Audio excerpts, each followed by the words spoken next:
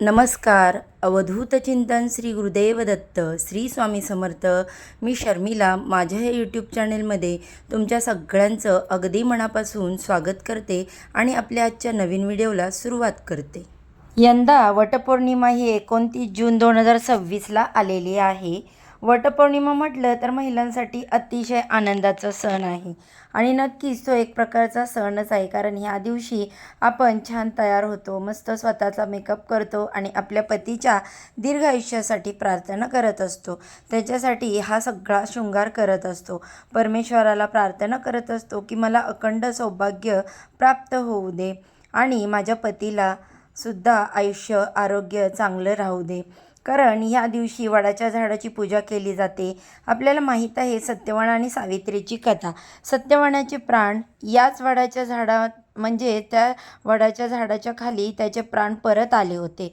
तर अतिशय ही सुंदर कथा आहे आणि प्रत्येक स्त्रीला आयुष्यात हेच हवं असतं की तिचं सौभाग्य अखंड राहावं, सौभाग्य प्राप्ती व्हावी. आणि नक्कीच आता यंदासुद्धा आपल्याला ही वटपौर्णिमा खूप छान आध्यात्मिकदृष्ट्या चांगली साजरी करायची आहे. आता वटपौर्णिमेचा शुभमुहूर्त काय आहे, पूजा कशी करायची या संदर्भातील माहिती आपण बघणार आहोत. सगळ्यात आधी पौर्णिमा कधी लागते तर लक्षात घ्या, पौर्णिमा ही 29 तारखेला पहाटे 3:07 लागते आणि दुसऱ्या दिवशी म्हणजेच 30 तारखेला मंगळवारी पहाटे 4:30च्या दरम्यान संपते. थोडक्यात बघायला गेलं ना तर पूर्ण सोमवार हा आपल्याला वटपौर्णिमा म्हणून साजरा करायचा आहे. कारण पौर्णिमा दुसऱ्या दिवशी पहाटे संपते म्हणजेच ती सूर्योदयाच्या आधी संपते. 5:37 ती संपते तर सूर्योदयाच्या आधी ती संपते. मग आपल्याला जी वटपौर्णिमा आहे ही नक्कीच 29 तारखेला साजरी करायची आहे. आता वटपौर्णिमेला आपल्याला वडाच्या झाडाची पूजा करायची असते. वडाच्या झाडाला फेरे आपण घालत असतो आणि वटवृक्षाला प्रार्थना करत असतो की माझ्या घरातल्या व्यक्तीला म्हणजेच माझ्या नवऱ्याला दीर्घायुष्य प्राप्त होऊ दे आणि मला अखंड सौभाग्यवती आपण यांच्याकडे वरदान मागत असतो. आता सगळ्यात आधी जो शुभमुहूर्त आहे काय असतो ना, प्रत्येकीची पूजा करण्याची वेगवेगळी पद्धत असते. बऱ्याच बायकांचं असतं ना, सगळं घरातलं काम आवरून मुलं शाळेत गेली की निवांत पूजेला जाऊ आपण. आता काही ठिकाणी असं आहे की शुभमुहूर्त पाळला जातो. आता तुमच्या आसपास जर वडाचं झाड असेल तर तिथे जाऊन तुम्ही पूजा करा. नवीन जर वडाचं झाड तुम्ही लावलं असेल तर तिथे सुद्धा तुम्ही पूजा करू शकता. एखाद्या मंदिरात जाऊन तुम्ही पूजा करू शकता. गुरुजी पण असतात, त्यांच्या साह्याने तुम्ही पूजा करू शकतात. आता ती पूजा मांडणी कशी करायची, अगदी तुम्ही तुमच्या घरात किंवा जवळपासच्या मंदिरात जाऊन ती पूजा कशी करायची या संदर्भातील माहिती नक्कीच तुमच्यासोबत शेअर करण्याचा प्रयत्न मी लवकरच करेन. आता सगळ्यात आधी जे काही आपल्याला जो काही शुभमुहूर्त आहे तर पहाटे 6:30 ते दुपारी 12 ते रात्रीपर्यंत असणार आहे. पण सॉरी 12:30 असणार आहे. आता तुम्ही म्हणाल की 12:30च्या आधीच पूजा करायची का, तर नाही, 12:30च्या आधी याचा शुभमुहूर्त असतो. काही लोक अगदी प्रामाणिकपणे सगळे मुहूर्त पाळत असतात. जर तुमच्याकडे ही पद्धत आहे तर नक्कीच तुम्ही शुभमुहूर्त पाळावे. ही 6:30 म्हणजे सकाळी 6:30 ते दुपारी 12:30 आपल्याला वटवृक्षाची पूजा करायची असते, वडाच्या झाडाची पूजा करायची असते. दुसरं येतं मग त्याच्यामध्ये राहुकाळ पण आहे. आपल्याला माहीत आहे की राहुकाळात आपण देवाची सेवा करू शकतो, देवीची सेवा करू शकलो तर कुठलं आपण पूजा अर्चा करत नाही. आता तो जो काही राहुकाळ आहे तो सोमवारचा जो राहुकाळ आहे तो सकाळ 7:30 ते 9 वाजेपर्यंत आहे. कारण बघा 1.5 तासाचा हा राहुकाळ असतो. मग म्हणजे 7:30 ते 9 वाजल्यानंतर तुम्ही कधी पण पूजेला जाऊ शकता, पूजा करू शकता.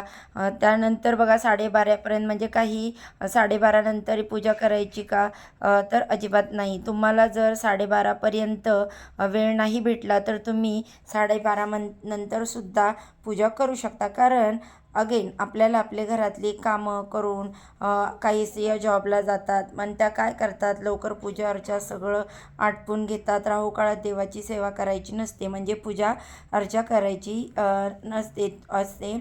तर तुम्ही दुर्गा सप्तशती पाठ, स्वामीचरित्र सारामृत सगळं तुम्ही राहू काळात करू शकता. पण जे काही म्हणतो ना की काही नियम असतात की जे आपण पाळत असतो, मग गणपती बाप्पांची स्थापना, तो राहू काळात कुठलेही शुभ कार्य करू नये असं म्हटलं गेलं आहे. आणि वडाची पूजा, कारण हे सुद्धा शुभ कार्य आहे, तर ते या राहू काळात करू नये असं म्हणतात. बाकी तुम्हाला पाळायचं असेल तर तुम्ही पाळावं, नाही शक्य होत तर तुम्ही 7:30 ते 9:30पर्यंत पूजा करावी. कारण राहू काळ हा राहू काळात बघा नेहमी दुर्गा सप्तशती ग्रंथाचं पारायण आणि कुठलंही पारायण कुठले पण अध्याय तुम्ही पठण करू शकता, पण कुठलं शुभ कार्य तुम्ही करू शकत नाही. मग त्याच्यासाठी राहू काळ, त्याच्यामध्ये कुठली पण पूजा मांडणी आहे, कुठलं पण एक धार्मिक कार्य असतं ते आपल्याला घरात करायचं असतं, बाहेर करायचं असतं, पूजा मांडणी करायची असते आपलं, ते तर हे सुद्धा एक धार्मिक कार्यच झालं. ते राहू काळात करू नये असं म्हटलं गेलं आहे. पण प्रत्येकाच्या घरात हे पाळलं जातं असं नाही. काही घरात नाही पाळलं जात. आम्हाला कामाला जावं लागतं, आम्ही 10 वाजता ऑफिसला जातो. जर तुमच्याकडे जर पाळलं नसेल तर बाकी तुमची इच्छा, सांगणं माझं काम आहे, ते मी करत आहे. आता सगळ्यात महत्त्वाचं शुभ मुहूर्त झाला. या दिवशी छान साडी जी आहे ती परिधान करून आपल्याला वडाच्या झाडाची पूजा करायची, 5 सवासणींची ओटी भरायची. मग ते आंबे आणि गहू, म्हणजे आंबे किंवा गहू या 5-5 किंवा 7-9 जेवढे सुवासिनी असतील त्यांची ओटी भरायची असते. वटवृक्षाला प्रदक्षिणा मारायची असते. दोरा जो आहे तो घ्यायचा आपण आणि तो धागा घेऊन प्रदक्षिणा मारत असतो. वटवृक्षाला प्रार्थना करत असतो की आपल्या परिवारासाठी, कुटुंबासाठी आपण प्रार्थना करत असतो. आणि वडाचं झाड जे आहे ते खूप दीर्घायुष्य आहे. जर आपल्यालाही पतीचं जेवढं दीर्घायुष्य प्राप्त व्हावं, आपल्याला अखंड सौभाग्य वतीचं प्राप्ती व्हावी म्हणून आपण प्रार्थना करत असतो. आता सगळ्यात आधी तर हा सण म्हणजे हे जे व्रत आहे ते सवासणीचं आहे. सगळ्यात महत्त्वाचं, प्रत्येक गावामध्ये व्रत करायची पद्धत वेगळी वेगळी असते. तर बघा ताईंनो, काही काही ठिकाणी असं आहे निर्जळा व्रत केलं जातं. आणि हा जो उपवास आहे हा लग्न झालेल्या स्त्रिया करत असतात. लग्नाच्या आधी नाही, ते आपण दुसरे व्रत वैकल्प करत असतो. पण वटपौर्णिमा ही लग्नानंतर पहिली वरती थाटामाटात वेगळाच असतो बघा. जेव्हा लग्न होतं आणि पहिल्यांदा वटपौर्णिमा येतो तेव्हा छान नवरा म्हणजेच आपल्या बायकोसाठी साडी घेत असतो. छान असं, पण प्रत्येकाकडे काही काही वेगवेगळी पद्धत असते. काही घरात अजूनही आहे की प्रत्येक वटपौर्णिमेला नवीन साडी घालण्याची पद्धत असते. आता ही प्रत्येकाच्या घरात वेगवेगळी असते. प्रत्येकाने आवर्जून ती आपल्या प्रथा पाळल्या पाहिजेत.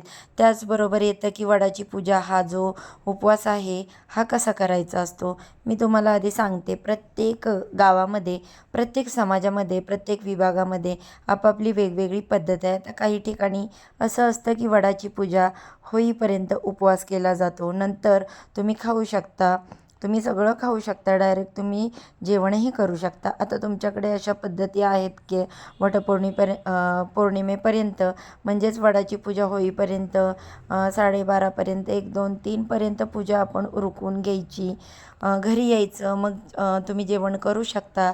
त्याच्या आधी तुमची म्हणजे जर तब्येतीला तुमच्या झेपत नसेल तर तुम्ही फलाहार घेऊ शकता.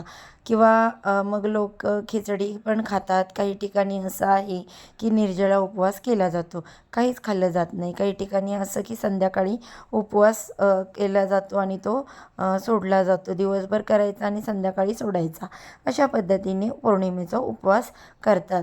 या पद्धतीने काही ठिकाणी असं आहे की पूजेला जाण्याच्या आधी काहीच खायचं नाही, तिकडून जाऊन यायचं. नंतर मग तुम्ही एक टाईम फलाहार घेऊ शकता, नंतर तुम्ही उपवास सोडू शकता. काही ठिकाणी असं आहे उपवास होईपर्यंत काही खायचं नाही, नंतर तुम्ही आपापलं खाऊ शकता. तुमच्याकडे काय पद्धत आहे ना ते नक्की सांगा कमेंटमध्ये. मी अगेन सांगते की प्रत्येक समाजामध्ये, प्रत्येक विभागामध्ये आपापली वेगवेगळी पद्धत आहे. काही ठिकाणी तर असं दुसऱ्या दिवशी उपवास सोडला जातो, काही ठिकाणी तर उपवासच केला जात नाही. वटपौर्णिमा साजरी केली जाते. काही महिला तर वडाची पूजासुद्धा करत नाहीत. आता हा प्रत्येकाच्या श्रद्धेचा भाग आहे. प्रत्येकाने आपापले नियम अटी पाळाव्यात. थोडक्यात काय, आपण निसर्गाचं देणं लागतो. काही ना काही ठिकाणी खूप छान पद्धती आहेत. वटपौर्णिमेला एक नवीन वडाचं झाड लावलं जातं. आपण निसर्गाचं खूप काही देणं लागतो. त्याचबरोबर आध्यात्मिक आपली प्रगती व्हावी, विकास व्हावा, आपल्याही नवऱ्याला दीर्घायुष्य प्राप्त व्हावं, हेच प्रत्येक स्त्रीला वाटत असतं. बाकी तिला देवाकडून, परमेश्वराकडून कुठलीच अपेक्षा नाही. तर तुमच्याकडे काय आणि किंवा कोण वटपौर्णिमा करतं आणि शक्यतो करतो, पण आजकाल खरं सांगते काही महिलांना ते जमत नाही किंवा काही महिला करत नाहीत. आता हा प्रत्येकीचा वैयक्तिक प्रश्न आहे. प्रत्येकाचं काय वाटतं प्रत्येकाच्या मनाला आणि ते काय करावं. पण जर तुमची पहिली वटपौर्णिमा असेल तर मस्त छान साजरी करा बघा. कारण आनंद मिळतो, त्या सगळ्या गोष्टी करून आपल्याला आनंद मिळतो. जन्ममृत्यूच्या फेऱ्यामध्ये देवही लुडबुड करत नाही. शेवटी प्रत्येक मृत्यू हे अंतिम सत्य आहे, ते प्रत्येकाने स्वीकारायलाच हवं, यात काही शंका नाही. पण तरी एक आपली एक काय म्हणतो ना की भक्ती असते, आपली एक भावना असते आणि त्याच भावनाप्रती आपली कृतज्ञता असते, ती व्यक्त करायची असते. नवऱ्यासाठी घरातल्या व्यक्तींसाठी प्रार्थना करायची असते आणि वटपौर्णिमा हा दिवस खूप महत्त्वाचा आहे. आध्यात्मिकदृष्ट्यासुद्धा आपल्याला पण माहीत आहे की महाराजांनी वास हा पूर्ण वटवृक्षाच्या झाडाखालीच केलेला आहे. कारण वडाचं झाड हे मूळ आहे आणि आपली संस्कृतीसुद्धा आपलं मूळ आहे. त्यानुसारच त्याचंच अनुकरण आपल्याला करायचं असतं. आपण जे काही करतो ते आपली मुलं करत असतात, हे नेहमी लक्षात ठेवा. पण ऐकलेलं आहे, बघत आहे काही गोष्टी, म्हणून आपण त्यांना चांगलं देण्याचा प्रयत्न करावा. बाकी परमेश्वर आहेच करता करविता. महाराज तुम्ही आणि मी फक्त निमित्त मात्र. तर बघा, आजच्यासाठी फक्त इतकंच. झालेली सेवा स्वामींच्या चरणी मी रुजू करते आणि आजच्या व्हिडिओचा इथेच एंड करते. तर लाईक, शेअर, सबस्क्राईब करा. भेटूया पुन्हा अशाच नवीन व्हिडिओसोबत. तोपर्यंत श्री स्वामी समर्थ.